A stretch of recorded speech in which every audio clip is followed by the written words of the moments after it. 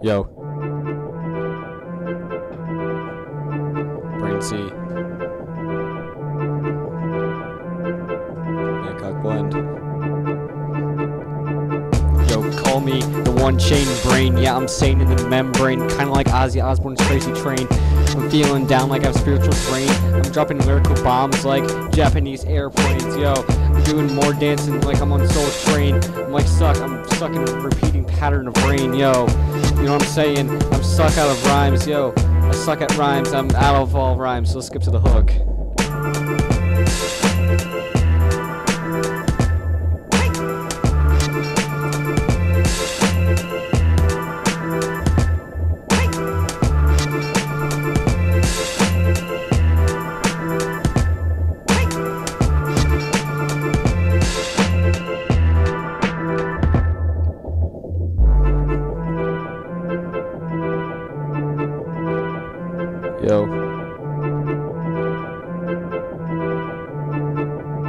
Yo. Walking around to see a sign that says beware. I feel it in the air. I feel like Phil Collins in the air tonight. You know what I'm saying? There's gonna be a fight, you know. There's a great bear at the daycare, you know. I'm more awesome than the Lord's Prayer. Stuck in the deck chair. Playing on my snare, yo. I'm feeling very rare. Yeah, I just had to throw that rhyme in. It's always kinda chiming.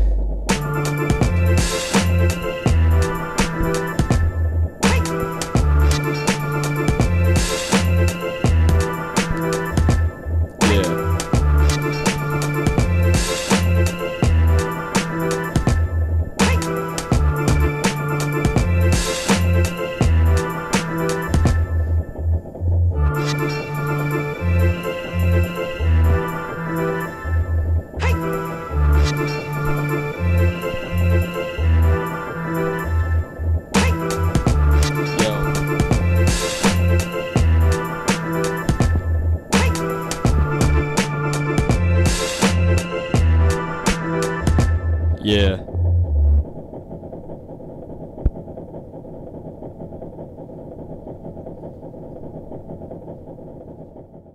Welcome to Dose of D-Pad Podcast. I'm Gabe Carey, and on that note, we're going to continue the show. That was Bangkok Blend with Song of Storms. Top ranking games of the week. This week's top ranking game is Deadpool for the Xbox 360. Now, I've had a little bit of a chance to play this game, but on PC, of course, but it's cool. I like it. I like it a lot. It's funny. It's creative. It's interesting. The game itself is horrible. Like, it plays horribly. But that's okay because it's Deadpool and it's funny and it's charming. But I've not had a whole lot of time to play it because my PC has been running into some issues lately with throttling and all kinds of stuff. I think I may need the thermal thing re-glued in the GPU or something. I don't know. But yeah, I'm working on fixing it. It might be software related. Hopefully it is, because that would be much easier to repair. But I'm learning as I go with PC repairs and upgrades and all that. But yeah, I'm using the Alienware M14X R2 with the 8 gig version and 8 gig RAM version. But I don't know. I've begun to run into some issues, and it's not that the PC is too slow to run these games, because I've seen them run these games perfectly on YouTube. I've seen the Alienware M14X run BioShock Infinite on ultra settings at around 30 to 40 frames per second. Mine can't even run it on low without throttling every now and then. So there's definitely an issue, and I'm trying to figure out what that is, and I'm trying to fix it on my own, because next week I start work at Best Buy. That's going to be awesome. I'm got a job, and hopefully there can be more funding to go into this site now, because I'm going to have a little bit of money to work with. Number 2 on top ranking games is Company of Heroes 2 for the PC. Oh, by the way, Deadpool stands at 68.35% on GameRankings.com. Number 2, Company of Heroes 2 for PC is 81.59%. The Last of Us on PS3 is 94.97%. I strongly encourage you to check out my review of The Last of Us on b10.com. Just scroll down a little bit, you'll find it somewhere. If not, just search The Last of Us on the site. That's b-ten.com. Yeah, I like The Last of Us a lot. I think it was highly overrated, but that's how a lot of things go. The Avengers I also thought was a very highly overrated movie, and The Last of Us is a very highly overrated game right now. I thought Uncharted 2 and 3 were both better than The Last of Us, but I still think The Last of Us was really good. I gave it an 8.3. It was a really good game. Some of the mechanics I think were lacking a little bit. It was uninteresting at times. I just was not immersed at some points. I just feel like the cutscenes were the most interesting part of the game, and that should not be the case sometimes. Most of the time, that should not be the case. All of the time. It's a game. It should not be the case where working towards the cutscene, where you feel like you're just working to get to a cutscene. That's not what you want in a game. State of Decay is number 4 on Xbox 360. I'm going to talk a little bit about that later. It's a 79.50%, and it is now banned in Australia. But that's our discussion topic this week. Is the Australian, what is it called? It's, I don't know, the Australian Video Game Board or something. Classification Board. Yeah, they've been banning games left and right nowadays, even though they have an M rating now. Neverwinter on PC is number 5. It stands at a 76.22%. Marvel Heroes is number 6 on the PC. It stands at a 61.86%. I heard it's not very good at all. Number 7 is Animal Crossing New Leaf on the 3DS at 87.808%. I also have been playing that. It's fun. I mean, it's kind of a time waster, Animal Crossing. I've never played any of the games prior to New Leaf, but I feel that this game is very much a time waster. I feel like it feels kind of like a mobile game that I would play waiting for a doctor's appointment or something. But it's fun. That doesn't mean it's bad at all. It's fun. I like it. I haven't played it too much to know to really judge it, but I think it's really cool. It feels like how a portable game should feel, really. I don't want to get all involved in a portable game when I'm in a public place. Because I don't have that much time to play it, so it's exactly what a portable game should feel like, and I like that. It's good. Number 8 is New Super Luigi U on the Wii U, 78.19%.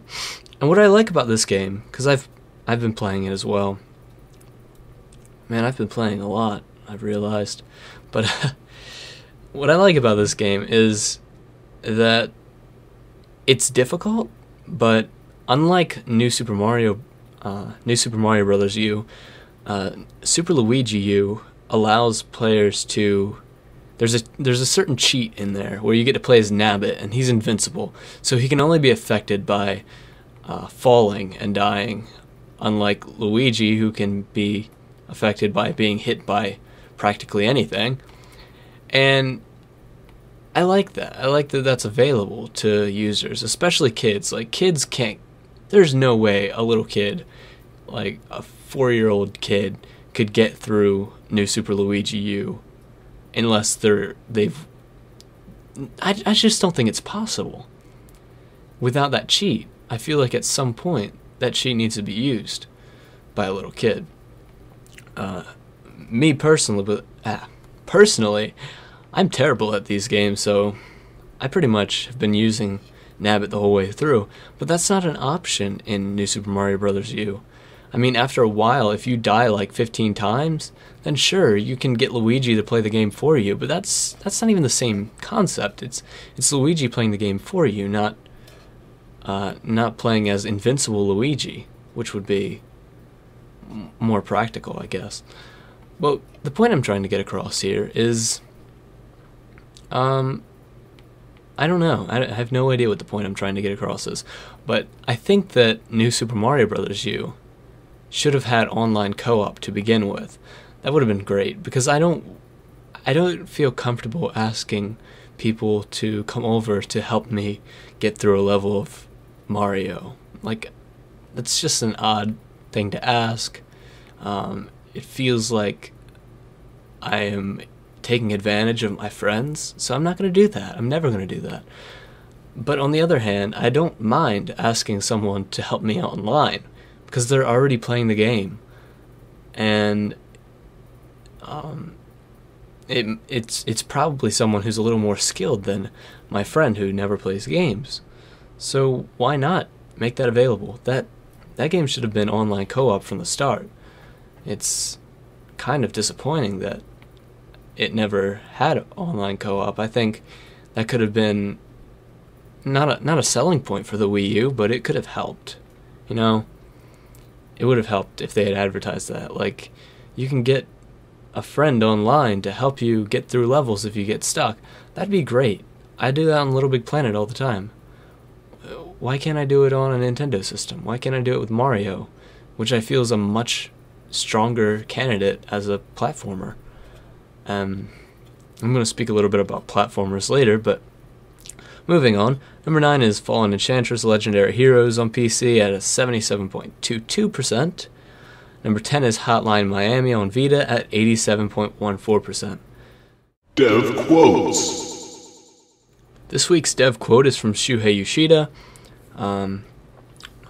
at Sony Computer Entertainment, and he said that right now is not the decline of consoles, it's the decline of a generation.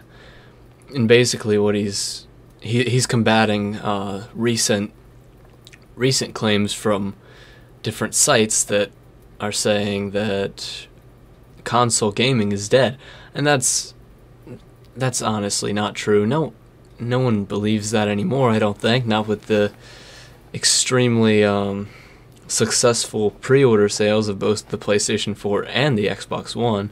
I think people were just, I don't know, I think journalists were just resorting to that claim to cause controversy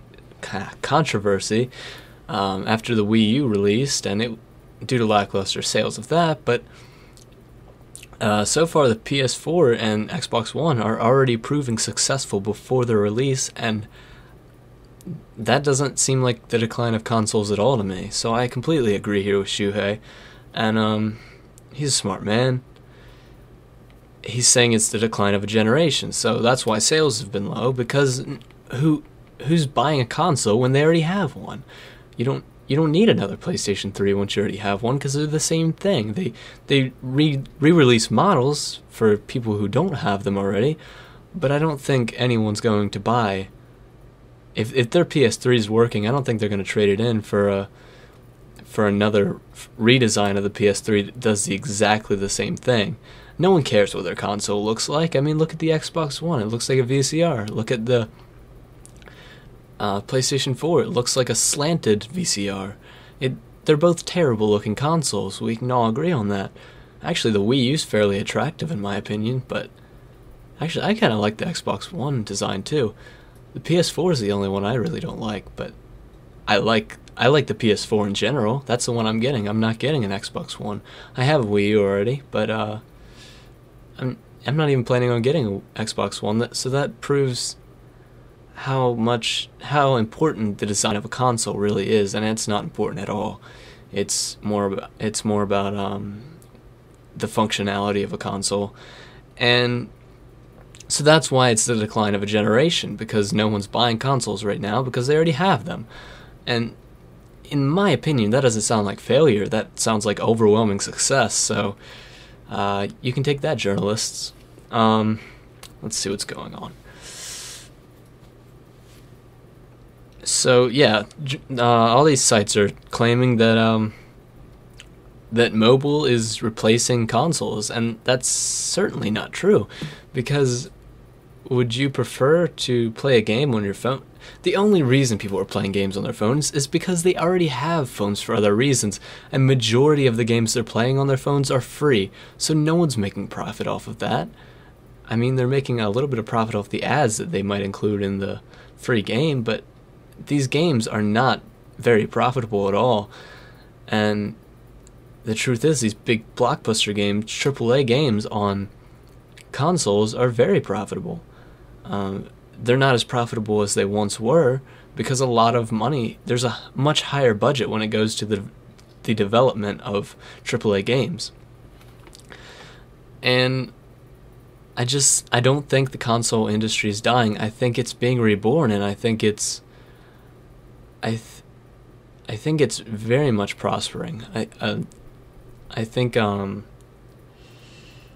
video games are nearing their height of success, and I love it. It's maybe not as much money wise with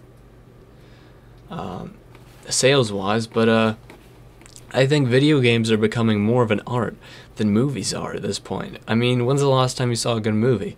There's hardly any good movies anymore at all. But when's the last time you heard of a good video game? An amazing video game? Last week when The Last of Us came out, a couple months ago when BioShock Infinite came out, recently when I heard Metro was good, Metro Last Light.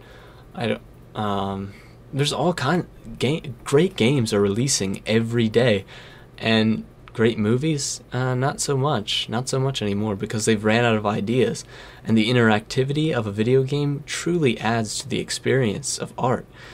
It's no longer just a time waster. Video games are not. I mean, there are a few that are out there that are, but there's so much variety in games that there are time wasters, but there's also games that you just sit down and play for hours, and you're just like, you set everything else aside and you just play to experience art. You're not playing to just waste time. You're not playing because you're bored. You're playing because you want to play this game and you don't want to do anything else over that. When the game becomes a priority, I mean, it's obviously impacting you in some way, in a major way. And that's when it becomes art. And I don't know what your beliefs are, but mine are that video games are more of an art form than anything else today, because you can become, just like people years ago were immersed in paintings they would see on a wall, they would stare at it for a long time and they could relate. Well, now that's what the video game is today. It's no longer about,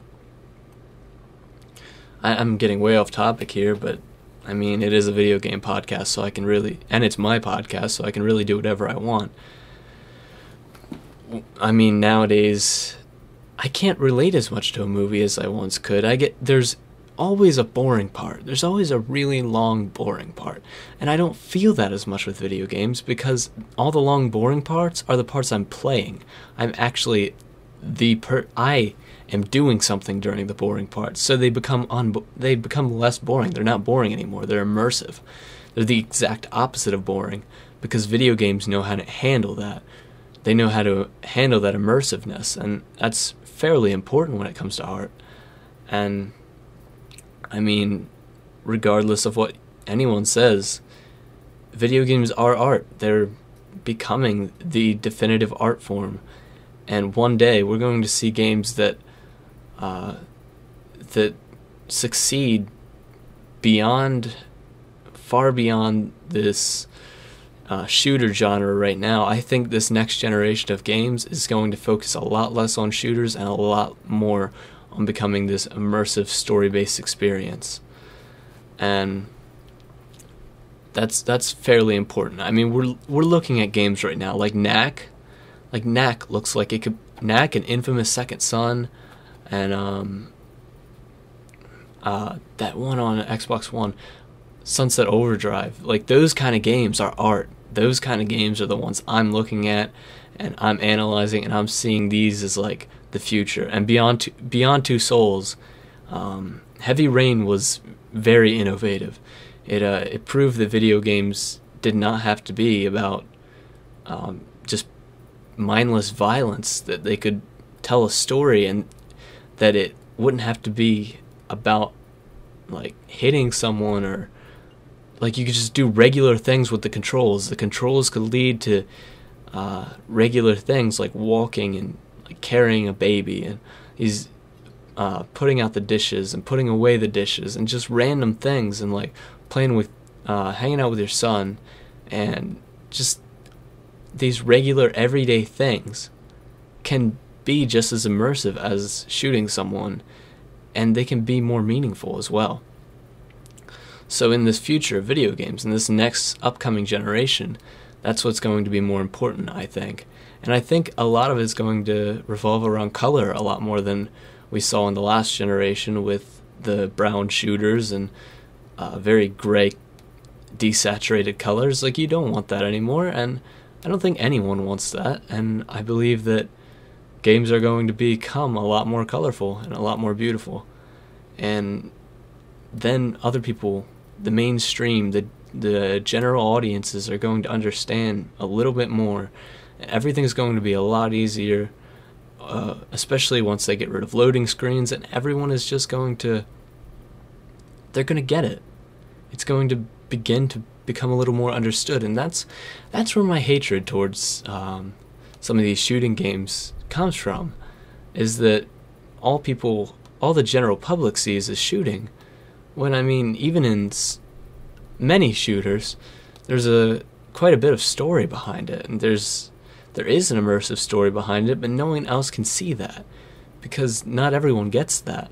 That's why we need more variety in games, more, we need to prove, if you believe that video games are art, you need to prove that through what you play, and through your choices, and with what you choose. Like, what you choose to play needs to reflect your belief that video games are art.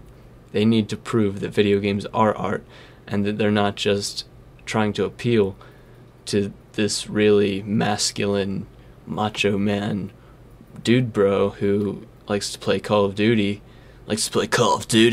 on the weekends with his dude bros, and you just got to prove that it's something completely different than that. It's not about that. It's about that immersive, story-driven experience, the music, the art, the interactivity, the fluid motions that are captured through these games are completely rational and completely artistic, and they're about this expressive meaning that someone's trying to get across, and the games with meaning are the art games. Direct Xbox. I'm basically editing this into the show right now, but I forgot to record earlier. Direct Xbox. I'm not sure how I missed that, but I thought it was only fair to include it, because there's some pretty important things going on in the Xbox community right now. Microsoft has removed all fees tied to developers for releasing patches for their games. Previously, it did cost indie developers, and I suppose AAA developers as well, to release patches to fix their games, and that's gone now. So maybe that's hinting at an announcement of self-publishing for indie developers. I'm not sure. That would be an interesting way to get developers to want to partner with Microsoft again, since they all seem to want to partner with Sony or Valve or whoever. But that's interesting. So also 343 Studios have announced that their previously accounted Halo trilogy would now become an entire saga. So rather than a mere 3 new Halo games, including Halo 4, whatever the next Halo is, and the one after that, it's going to be an entire saga. So I would think Halo 3 through 6, but I mean, I guess it could be 3 through... Wait, what am I saying? I would think it would be 4 through 7, but it could be, I guess, 4 through... I don't know what I'm talking about right now. Honestly, I'm out of it. But, no, I would think it would be... What would it be? 4, 5, 6, 7, 8, 9. I would think it would be 4 through 9. But it could be 4 through 7. Who knows? Who knows what this means? Or 4, 5, 6. Yeah, it could be 4 through 7 or 4 through 8. But who really knows? My math skills are a little off tonight. But I haven't taken a math class in over 2 years, so that could explain why. 343 has also mentioned that the Halo game shown at E3 will have 2 E3s, meaning it will most likely release in fall of 2014, as well as essentially denying the existence of Halo 2 Anniversary Edition HD Remake. So, unlike the Combat Evolved HD version that came out I think it was 2 years ago maybe, that's not happening with Halo 2, so there's not going to be a Halo 2 HD remake, most likely. From the looks of things, that's the way it seems to be. Xbox 360 has officially outsold the Wii in the UK, but still falls short of surpassing the PlayStation 2 in sales. It's really interesting. I mean, we all know the Xbox 360 is a pretty big system. We just didn't know how big, and now we know. It's a little easier to put it into context now. Outselling the Wii is a pretty big achievement. I don't think that would ever happen in the US or Japan, especially not Japan. But yeah, that would never happen in Japan. But I don't even think that would ever happen in the US, especially since Xbox 360 is going to be pretty much discontinued after the Xbox One releases. I don't think there's going to be many more multi-platform games for releasing for Xbox 360 after this upcoming year. Microsoft usually likes to let their old systems go, which is actually a really great idea because it encourages consumers to purchase the new systems. I have no problem with that. It's great marketing strategy. PlayStation Nation.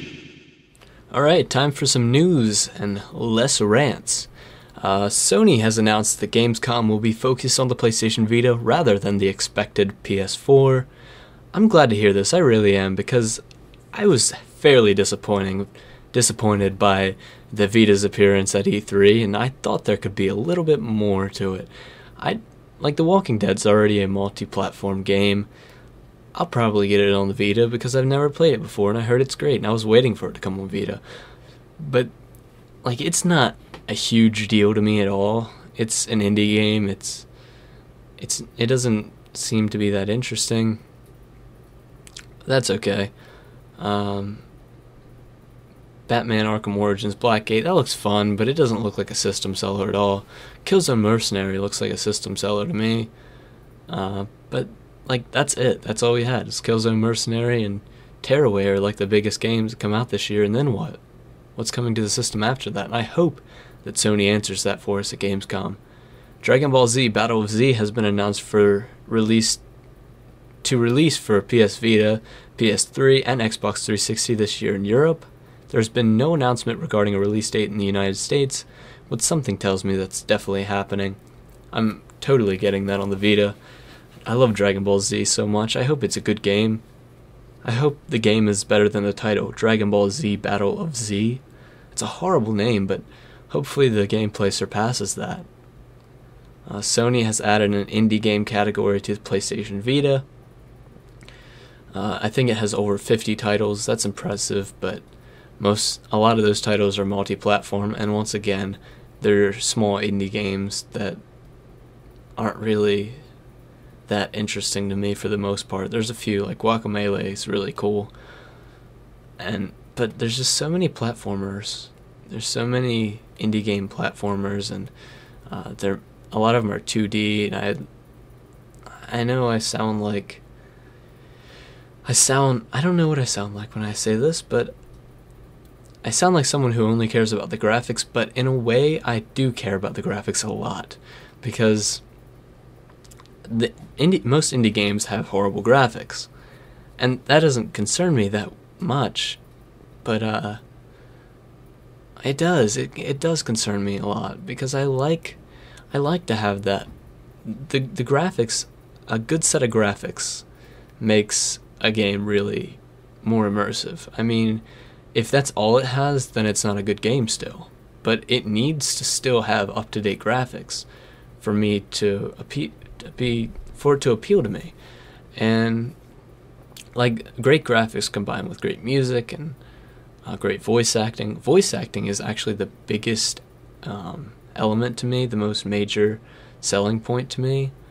I mean, I gave on my IGN profile, I gave Kid Icarus Uprising a 10 out of 10 because I liked the voice acting throughout the entire game. I thought that was amazing what they did with that. And I know the controls were bad in that game, but I saw past that. I really did. Saw past that with the great voice acting. And I mean, the story wasn't that interesting at all, but the voice acting really made that game. That's one game that was completely taken over by the wonderful voice acting that was displayed throughout the entire game. So, yeah, that's my problem with indie games is there's the graphical inferiority is it's just not up to my standards, I guess. And I don't like to sound elitist or anything, but I mean, I'm into art. That's what I like. That's what I like about games. They're art. But sometimes I can't see that in a game that's very flat looking and doesn't look like the graphics were a priority for the development team, and that feels a little half done, I guess. Sony has revealed, and I have nothing against indie games. I mean, that's just something that I feel like should be advanced within the next few years, is the graphical ability of indie developers. And I mean, you know what I mean? I don't know.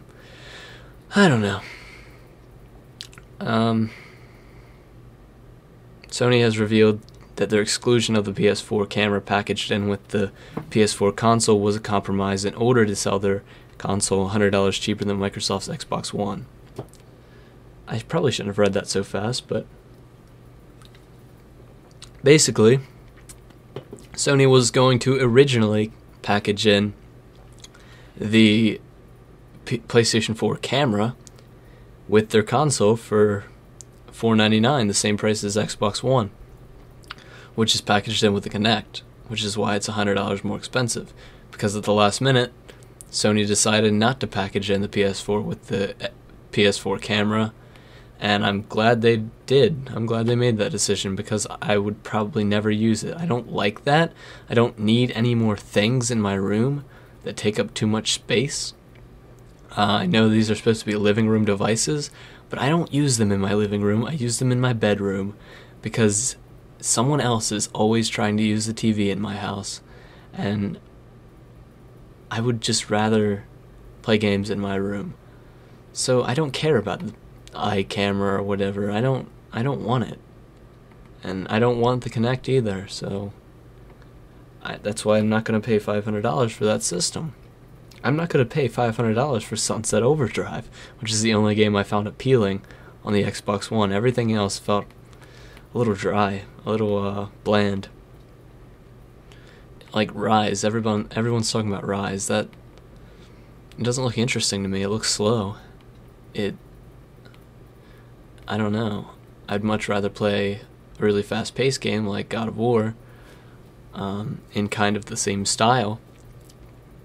And then another game I found to look a little bland at E3 was Order of 1886 or whatever.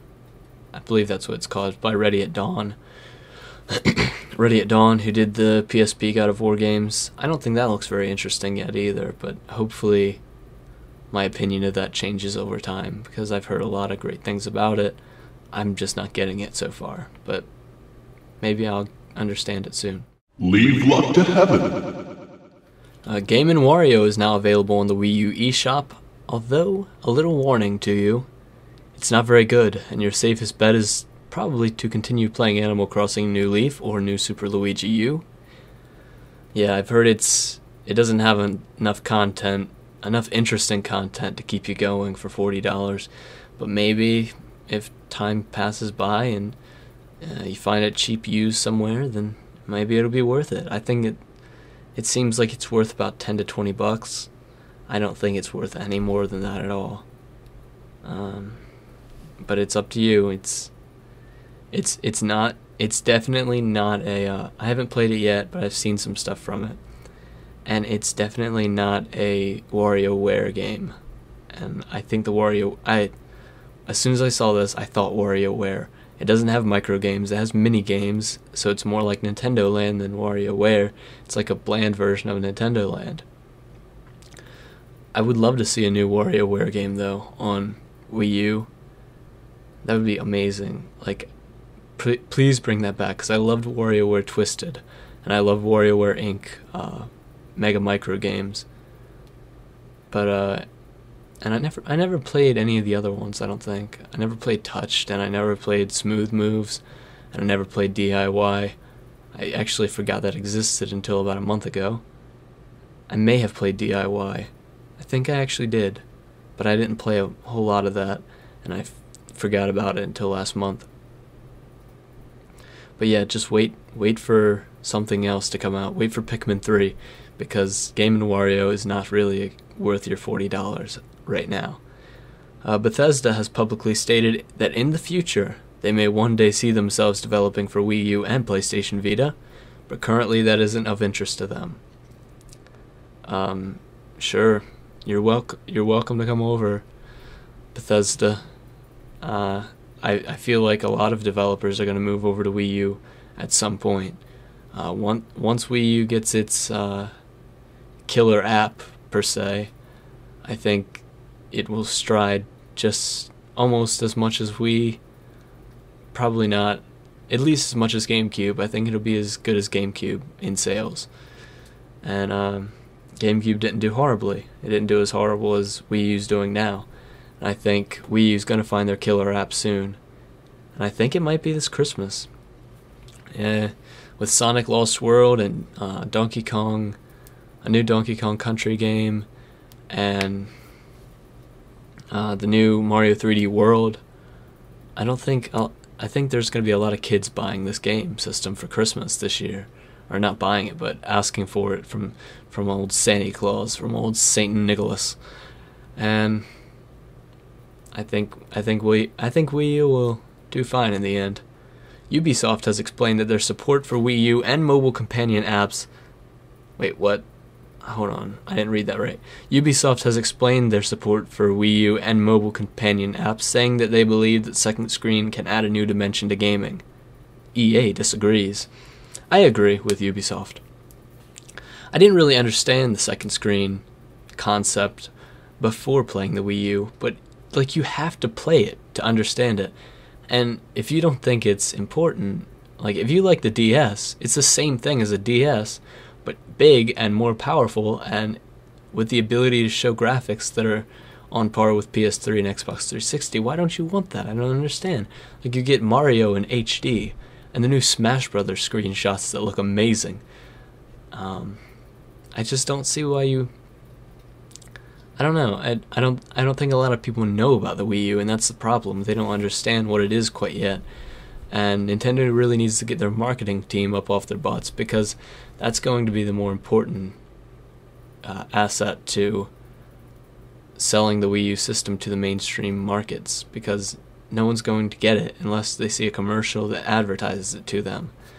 And advertising's hard nowadays because no one knows where to advertise. With less people watching cable than they are Netflix. And I don't think Netflix has ads, because I've never seen one on there. And if they do, I've never seen one, maybe because I have AdBlock Plus, but I don't believe they do, because my Wii U doesn't have AdBlock Plus, and I watch Netflix on Wii U as well. But I think as time goes around, as time takes its turn, it is going to be... I think the Wii U is going to be fairly successful. I think a lot of people are going to buy it as like a companion for their PS4. They're going to buy it alongside another system, because it's not going to be, it can't be a primary system this time around if you want to play third-party games, if you want to play all the third-party games, all the major ones, because I don't think it's going to have all of those. I think it's going to have its own exclusive games, which are going to be really important in the sales of the Nintendo Wii U. Elite Machines. A preview of Windows 8.1 is now available for free from the Windows 8 store, although I can't seem to find it myself, nor would I recommend updating your primary PC to this new operating system, since it is still in beta. So, you can get Windows 8.1, but install it on a secondary computer, maybe an older one that you don't use anymore, because that's your best bet this time around. NVIDIA's Project Shield has been delayed until next month due to a mechanical issue. I was considering getting one of these a while back. I don't see the point anymore because it's not compatible with my laptop, with my gaming notebook. I don't have a gaming desktop that runs the compatible graphics chip, so there's really no point in me getting one of those. Especially since all I could use it for is Android gaming, which is not something I ever want to do at all. Except for emulators on my phone, but that's just another time waster. It's not something I want to buy separately just for that. That feels meaningless. EA has announced that they're changing their Origin client in order to focus more on gamers, but oddly enough never mentioned a transition to Steam in this announcement. EA, at least have your games also available on Steam. Keep Origin if you want, but why not have it on both clients? Well, I know why not, because you're making a lot of money off Origin, but maybe have your games on Steam and have them like $5 more or something. I don't know. I don't see why. I wonder if you can add, I've never bought a game off Origin, I probably never will, but if you could add games from Origin to Steam as a non-Steam game, I mean, I'm assuming you could. Who knows? Well, I'm sure someone knows. I'm sure you all know except me. Everyone's keeping a secret from me, and I just want to know the answer. Wait, that's not... I don't know what I'm talking about anymore. I'm getting tired. Let's move on. Shall we? Discussion topic of the week. Today's discussion topic of the week was a requested topic from Jasek of b10.com. I cannot pronounce his last name for the life of me, but you know who you are, Jasek from b10.com, because you are a contributor to my site, and you're an important asset to our site as well. So let's give Jasek a hand. Yeah, I'm the only one here giving him a hand. Cutie. Okay. This is about the Australian blacklisting. Why did I write it like this? I've written things weird today because of the wonderful things he does. Because I choose my words carefully in order to conceal my true swag. OMG. Hashtag OMG deep status. It's not the same without the hashtag. Australia is blacklisting video games even after introducing an R18 plus mature rating in the country/continent, and within 24 hours, 2 video games were banned in Australia, and that's Saints Row 4 and State of Decay, and both for violence, sexuality, and drug use or something. And even after they have a mature rating there where you had to be 18 plus to purchase the game. So I'm not really sure why they're still banning these games, but they are for some reason, and I don't agree with this at all, because I don't see why you can't be free to buy what you want. I mean, it's not like you're buying actual drugs or you're buying actual violence or buying sexuality. You're not, because you're buying a video game. If anything, it's going to keep you out of trouble because you're using your time playing the game, not using your time doing horrible things. I think video games are fairly important in that aspect. They keep kids out of trouble. They don't keep some kids out of trouble, but that's their own fault because, I mean, they were already that way. Video games don't turn you crazy. You're already crazy, and you might play video games, but so does everyone else. Nearly everyone in the world plays video games. So they don't make you stupid. They don't make you crazy. They can sometimes make you more insightful in a way. I mean, right now, I have an entire podcast dedicated to games, and I wouldn't have this podcast if it wasn't for games. I would be doing something reasonable and logical. But that's besides the point. I think this is completely ridiculous that Australia, like my mom always mentions that she would like to go to Australia or something. I'm like, I don't want to go to Australia. They banned games. I don't agree with this. I don't agree with this policy. It's not a good policy. I mean, why introduce a mature rating if you're not going to use it, if you're not going to apply it to games, and instead you're just going to do what you did before and ban the games you don't like? I don't understand. Australia's cray-cray. But I guess, I mean, they must be doing something right, because you don't hear as much bad coming from Australia as you do from the United States, so I don't think that has anything to do with video games, though. I think that has a lot to do with background and the way you were raised. Anyway, it's getting a little dark. Not outside, but the show's turning into some dark stuff, so I think I'm just going to end it here. It's a great place to end it. And if you're watching the video version of this, I'm going to, after the show, I'm including this really cheesy PlayStation ad. If you're not watching the video version, you may want to switch to the video version or just listen. You can listen to the cheesiness as well, and it's hilariously cheesy. So you should check it out. It's beautifully cheesy in a way. See you next time on Dose of D-Pad. Next week will be episode 16. I'm completely thrilled to record.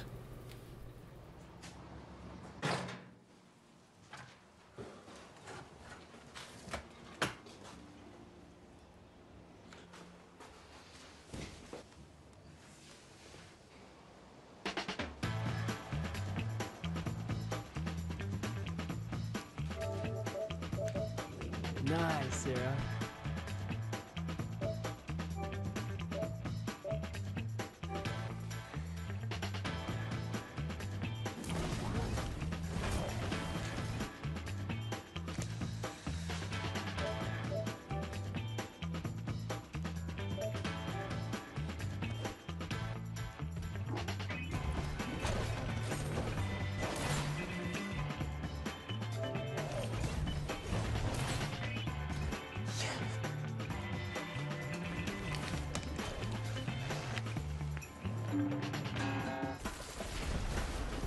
Hey, Will! I'm dying out here. Come play Killzone. Dude, I don't got that, man. I gotta go and get it. Hurry up!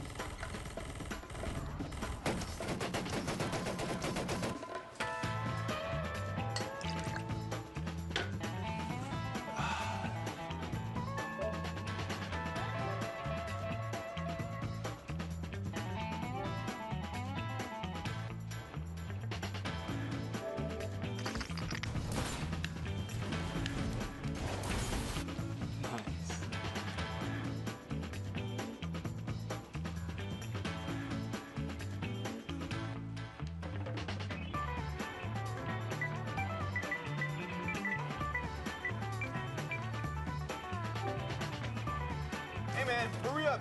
Come on, I need your help. Get over here. Dude, I'll be there in a sec.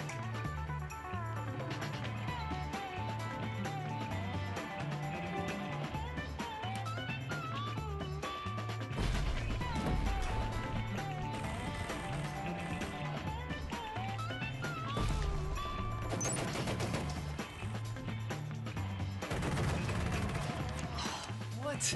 Oh, Will, bro. Okay, I'll show you how it's done. Check my video, dude.